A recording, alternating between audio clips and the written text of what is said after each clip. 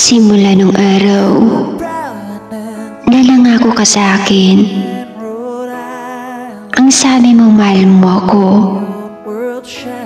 Ang sabi mo ako lang at wala nang iba. Sabi mo hindi mo ipaparana sa akin yung sakit ng nakaraan, kasabay sa pagbigkas na hindi mo ako iiwan. Lahat ng ito aking pinanghahawakan.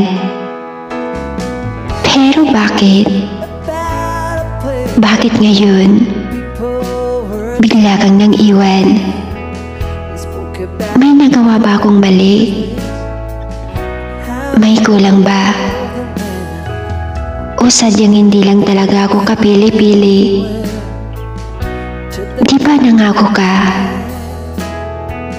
Pero bakit? Bakit humantong tayo sa ganito? Ano pa bang hindi ko naibigay para maging sapat ako para sa iyo? Masaya naman tayo dati, hindi ba? Pero bakit nag-iba ka? Dahil ba sa meron ka ng iba? Ay oo nga pala, meron na palang iba. Iba na nagpapasaya at lagi mong kasama. Buti ka pa, masaya ka na. Samantalang ako, pinipilit kong maging masaya kahit hindi naman talaga. Ang sarap balikan yung mga pangako mong binitawan.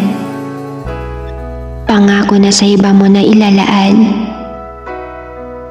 Habang ako, hanggang ngayon patuloy na nasasaktan.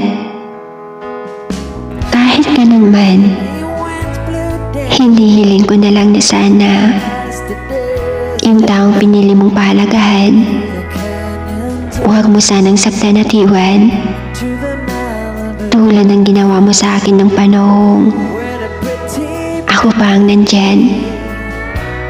Huwag kang mag-alala, sa mga pangako mong wala namang paninindigan at hindi na mababalikan pa, dahil unti-unti ko nang kinalimutan.